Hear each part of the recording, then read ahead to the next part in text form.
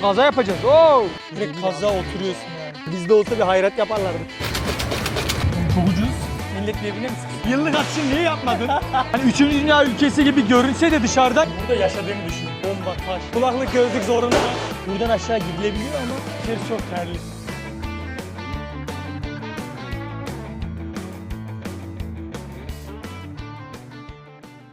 Herkese selam dostlar. Şu anda dünyanın en tehlikeli sayılabilecek ve Amerikan askerlerinin bile gitmeye cesaret edemediği Cu-Chi tünellerine gidiyoruz. Samet'le beraberiz yine bugün. Tünellere gidiyoruz bugün dostlar. Sabahın biraz çok erken saatleri o yüzden. Saat Sesler çok 7.30-8 gibi uyandık. Şimdi bizi transfer eden Don'la beraberiz. What you guys say to our subscriber? Okay, so xin chào everyone. My name is Linh. Xin chào. Xin chào, it means hello. Xin chào Xin man. chào. Xin chào. Hello. We would like to say cảm ơn. Come on. Cảm ơn. Yeah, look like come on guys. Yeah, come on. Yeah. Xin chào, merhaba demek. Gamon, teşekkür ederiz demek. Vietnam'da ikinci günümüz. Böyle bir tur satın aldık. Big tur 20-25 kişilik alırsanız $25. Doğru mu? Aynen. Ama böyle private bir tur isterseniz Biraz daha pahalı. $60-70 bulabiliyor. Biz bu şekilde kendi aracımızla gitmeyi tercih ettik. Ama büyük grup turlarıyla da gidebilirsiniz. Gidelim bakalım orada Vietnam askerleri nasıl bir tarihi savaşı gerçekleştirmişler. Hep beraber tanıklık edeceğiz.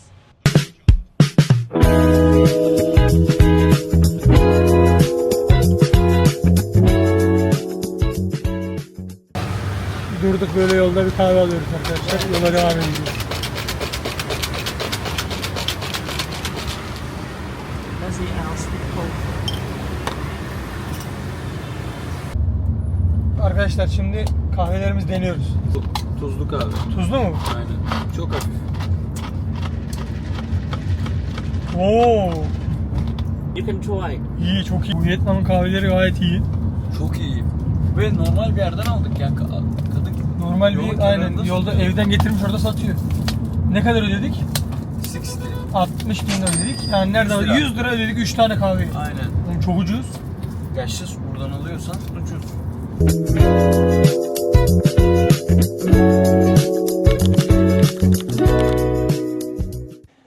Şu anda Cu-Chi tünellerine gelmiş bulunmaktayız. Vietnam'ın savaş tarihini en iyi anlatan yerlerden bir tanesi. Amerika'nın savaşı kaybetmesine neden olan en önemli tünellerden bir tanesindeyiz. Arkadaşlar 3 kademeden oluşan bir tünel sistemi var burada. Toplam uzunluğu 250 kilometreye kadar uzanan bir yeraltı tünellerinden bahsediliyor. Kırmızılı alan, taralı alan, savaşın En yoğun olduğu. en yoğun olduğu alan. Burası bizim geldiğimiz yer, Şehir merkezi Saigon. yaşadığımız yer. Burası Şu nehirin devam eden kolları. yeşil alanlar, yeşil taralı alan, güvenli alan. Pembeli Pembeler alanlar hala yine savaşın devam savaşın ettiği. mevcut olduğu yerler. Sol taraf Kamboçya zaten.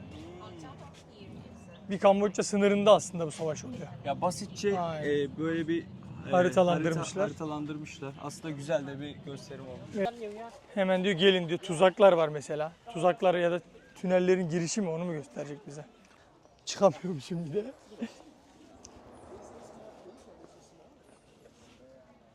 Üstüm kirlenir mi lan? Artık kirlenirse de. Onu satayım. Şu an Bir kişi tam yerde misin şu an? tam bastım yere. Bu kadar. Yüksekliği 1.50, 1.40 falan. Bunlar zaten küçük olduğu için büyük ihtimalle tam sığıyorlar. Bunları böyle kapatıyoruz üstüne. Yaprakları. Bir herhangi bir bomba saldırısı olduğunda beni görmesinler diye. Şöyle kapatıyor. Kendini alıyor aşağı. Yeah, exactly. Abo. İçerisi nasıl abi? Bize konuş bakayım orada. Ama çok dar ya. Çok mu dar? İçerisi yani oturunca dirseklerini açamıyorsun. Hadi be. O kadar dar. Böyle duruyor. Ve içerisi çok terli. Çok sıcak, terli demiş. Terli. Terli. Size içerisini şöyle göstereyim arkadaşlar. Tünel bu kadar. Buradan aşağı gidilebiliyor ama 1.85, 1.90 bir adam çok zor İmkansız sığar o. buraya. Yani imkansız gibi bir şey. Tuzakları var. Oo. İçeri düşüyorsun ve içeride dikenli böyle kazıklar. Direkt demir kaza abi, demir oturuyorsun ya. yani. Arkadaşlar tünellerin girişi normal darlığı bu kadar. Ayağını buraya destek olarak kullanıp buradan ya bomba, taş ne atıyorlarsa artık o dönemde ya da silah varsa buradan siper alıp savaşıyor. Ardından karşıdan bir atak geldiğinde direkt tünele girip kaçıyorlar ama bu tünele girmek gerçekten şu an olduğu gibi ise o zaman çok zor abi, de- insan sığmaz buraya. Bak şurada gördüğünüz kalabalık var ya, orada da tünelin diğer çıkışı var. Buradan giriyorsun, oradan çıkıyorsun. Orada da saklanma yeri var aslında. Oradan da girebiliyorsun. Cu Chi tünellerini gezerken biraz size Vietnam tarihi hakkında da bilgi vermek istiyorum. Fransızlar 1850'lerde burayı işgal ediyorlar. Vietnam, Laos ve Kamboçya olarak 3 ülkeyi Çin Hindi adıyla işgal ediyorlar ve buradan sömürge almaya başlıyorlar. Savaşta buraya getirdiği tanklardan bir tanesi. Burada tankların ilerlemesi gerçekten çok zor. Arkadaşlar bu tünellerin girişlerinde böyle tuzaklar var, trapler. Buna bastığınızda bacaklarınızda saplanıp kalıyor ama öldürmüyor. Bu da dönerek. Savaş esnasında bu tuzakları da kullanıyorlar. Bu direkt yukarıda bağlı bir şekilde duruyor. Takıldığında ipe çözülüyor ve tam cinsel organına geliyor. Şöyle demir, yani tamamen demir. Bambaşka bir teknoloji kullanmışlar o dönemde. Şimdi savaşta kullanılan bir farklı yere daha geldik. Burada da bombaları kesiyorlar ve içerisini su dolduruyorlar. Ya, alet edevat olarak kullanıyorlar artık, yani savaştan kalan her şeyi değerlendirmeye çalışıyorlar. Mayın arkadaşlar. Böyle içini böyle doldurabiliyor. İçini büyük ihtimalle barutla dolduruyorlar. Sensitive. Ondan sonra çok hassas bir şekilde üzerine de ağaçları yerleştiriyorlar kamufle etmek adına. Herhangi bir şekilde birisi buna takıldığında ya da işte bir tank çarptığında patlıyor yani.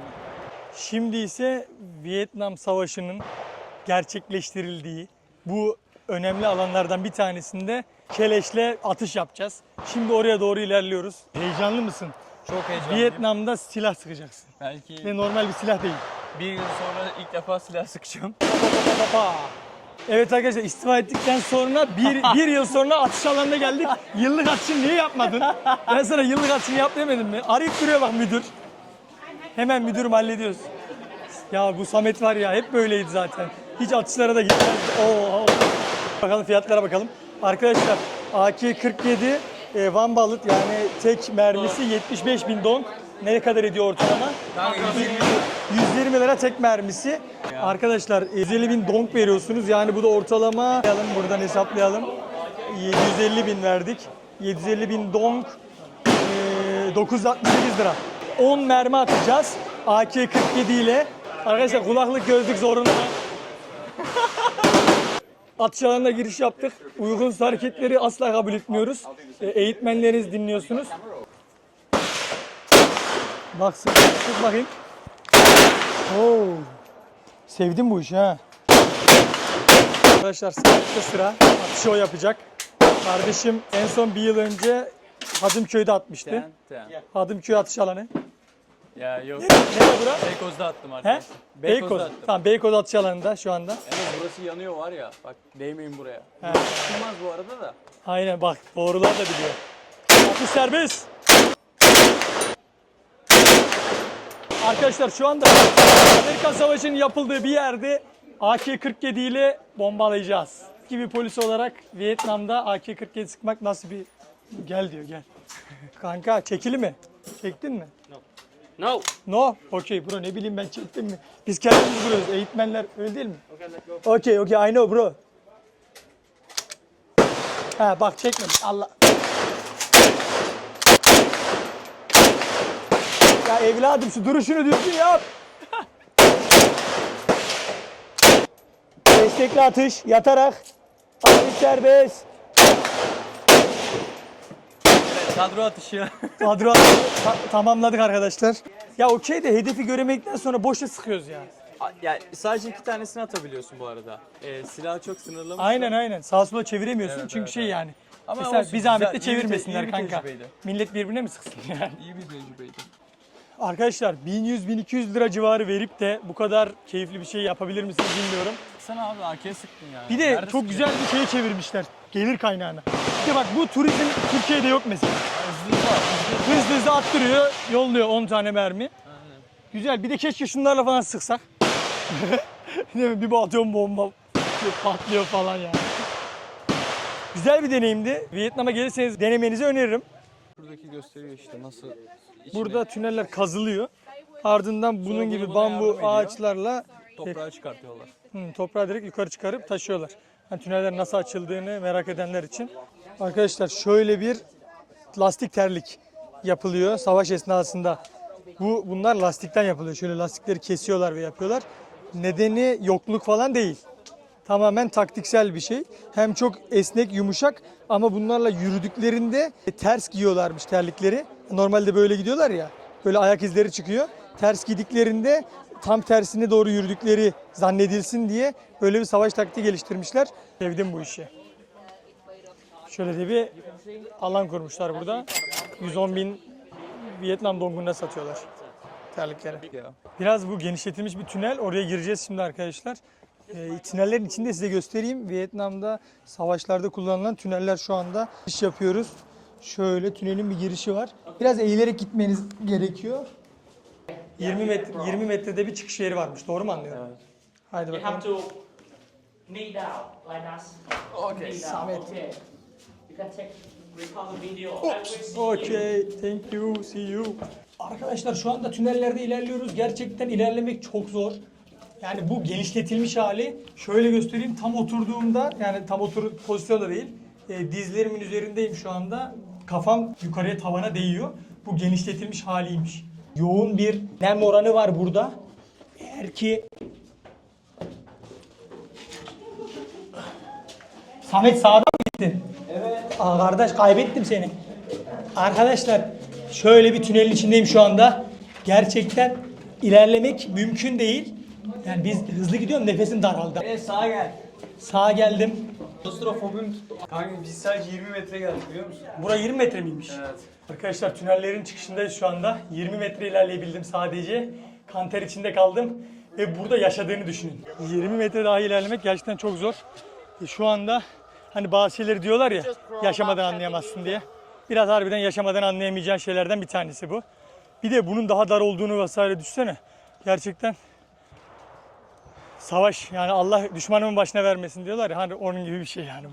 Aslında bu savaş göründüğü gibi sadece bombayla, kılıçla, savaşla olmamış Samet. Evet. Ya Amerikan askerleri zamanında savaş esnasında halkı zehirlemek ve askerleri zehirleyerek etkisiz hale bırakmak için çok fazla zehirli madde kullanmışlar. O artık nasıl bir sistem kullandılarsa bombayı aşağıya bıraktıkları uçaklarla, savaş uçaklarına aynı zamanda zehirli yakıtlar, zehirli kimyasallar yüklemişler. Ve onları da halkın, vatandaşın ve askerlerin üzerine bırakmışlar. Ve hala hani arkadaşım da bize dediğine göre 3 nesildir devam eden bir problemler var, mevcut problemler. Hani Yani işte çocuğun bazıları olmuyormuş. fiziksel problem, bazıları belki çocuğun olmuyor. Bu tarz problemler. Güzel. Oo, sabun bile koymuşlar bro. Ya adamlar gerçekten teknoloji ilerlettirmiş. Nehirden çekiyorlar suyu buraya bambularla. Hala da bozmamışlar. Bizde olsa bir hayrat yaparlardı. Hayrına, Samet Altacan'ın hayrına. Evet arkadaşlar yemek pişirme alanına geldik şu anda. Yani tünellerin içerisinde yapılıyor yemekler. Şu anda böyle bir yüksekte bir alan kurulmuş ama normalde tünellerin içinde yapılan yemekler dumanları uzaktan çıksın diye işte böyle bir sistem yapıyorlar. Dumanlar tamamen yukarı çıkıp bir yer belirli olmasın diye bu şekilde yerden sessizce ilerliyor duman. Gayet güzel bir sistem kurmuşlar. Gerçekten Vietnamlıların ben çok akıllı olduğunu düşündüm. Yani tabii savaş durumu insana ister istemez aklına gelmeyecek fikirleri getirtiyor olabilir. Şu anda da burada bir ne yiyeceğiz? Biz lokal cheese. No, not cheese. The root from that. Here. Bu what is it called? Tapioca. Tapioca. Yeah, okasawa. Tapioca. İsmi tapioca. Bir yiyelim bakalım. Bir meyve sanırım. Biraz böyle formu peynire benziyor ama şöyle bir sosa bandırın dedi. Bandıralım. Let's try. Patates gibi. Yok. It's look like. It's like a potato. It's like a potato, yeah. Arkadaşlar, Cu Chi tünellerindeki turumuz bitti. Şimdi yavaştan başka bir yere geçeceğiz. Bir yemek falan yiyeceğiz. Şöyle çıkışı göstereyim size. Ama bu çiçek şey değil mi? Annenin elinde falan yıllarca duran salonun etrafında. Ağaç mı çiçek mi ne belli olmayan şey değil mi bu? Neyse hadi gidelim. Let's go. Arkadaşlar Don bizi yemek yiyeceğimiz bir alana getirdi. Böyle güzel otantik bir ortamda yemek yiyeceğiz sanırım. Bakalım ne varmış. Tur satın alırsanız buraya içerisinde yemekli işte yemeksiz vesaire şey yapabilirsiniz. Ona göre satın alabilirsiniz. Ayrıca bizim turun içerisinde akşam yemeği de var. Yani biz biraz kapsamlı bir tur aldık. Şöyle güzel bir yerde yemek yiyeceğiz. Arkadaşlar buraya geldik. Burada bizim set menümüz var. İçecek yok. Onlara ekstra para ödüyoruz. Size de gelmişken onları göstereyim. Kolaların tamamı 30 bin, biralar 35 bin, 40 bin. Yani 60 lira, 50 lira civarlarında şeyler. Burada şişe wine'lar var 300 bin dolar.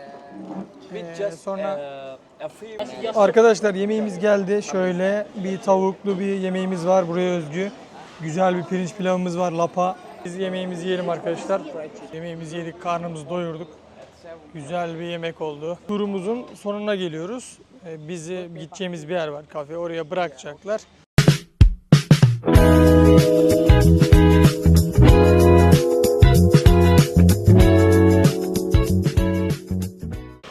Arkadaşlar turumuz bitti.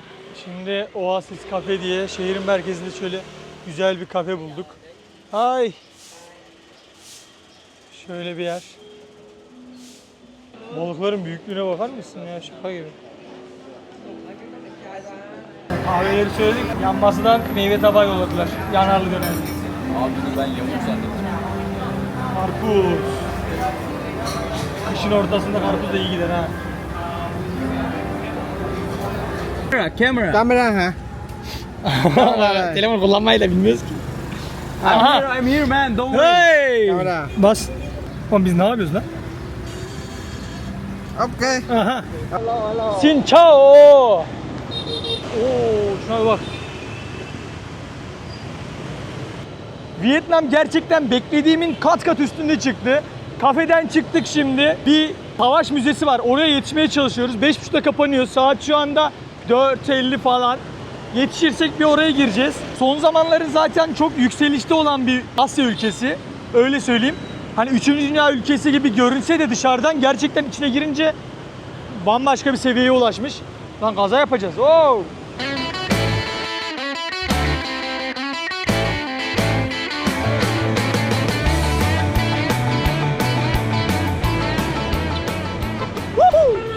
Arkadaşlar kendimi sürekli halde bir motorun arkasında giderken buluyorum.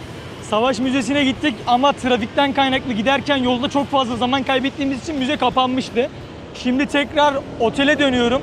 Bir akşam yemeği için çıkış yapacağız. Bizim turumuzun içerisinde olduğu için bize öyle bir 3-4 saat bir free time verdi. Şimdi turla tekrar bizi geldi şoför almaya. Samet'le beraber bir Tay mutfağına gideceğiz. Biraz Tayland yemekleri vesaire deneyeceğiz. Araba geldi. Tayland Cuisine, buraya geldik. Yemek yiyeceğiz. Size fiyatlarla ilgili de böyle güzel bir restoranda akşam yemeği ne kadar bunu da göstereceğim. Karides geldi böyle kızarmış çubuklarda. Tayland mutfağının vazgeçilmezi Pad Thai da geldi. Kalamar karidesli karışık. Bir de biz ekstra bir yemek daha söyledik. Böyle etli, pilavlı, yumurtalı. Ortalama yemek fiyatları 135 bin, 140 bin arası, 150 bin. Yani çok pahalı değil böyle bir restoran olmasına rağmen. 100-120 lira arası şöyle bir etli yemek. Göster bakayım nasıl bir şey. Gördün mü abi? Türkiye'de böyle bir yemeği yemeye kalksan ortalama bir 500 lira falan gider sanırım. 450-500 lira. Güzel bir restoran. Aynen iyi bir restoran. Aynen şöyle restoranda size göstereyim. Nam we say cảm ơn. Cảm ơn. Cảm ơn. And in Turkish we say teşekkürler abi. Yes. Teşekkürler abi. Correct. Tatlı zamanı geldi. Şöyle bir mango sticker rice. Tayland'da çok ünlü. Vietnam'da da bunun tabii mutfağında olduğumuz için mango ve şekerli pirinç.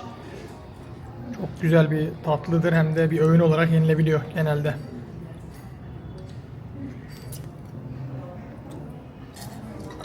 Bugün videomuzun sonuna geliyoruz. Eğer videoyu beğendiyseniz like atmayı. Thank you. Goodbye. Arkadaşlar buradan çıkış yaptık. Yemeğimizi yedik. Akşam yemeğimiz çok güzel oldu. Arkadaşlarınıza göndermeyi unutmayın lütfen. Herkese kendi zamanından selamlar. Allah'a emanet olun.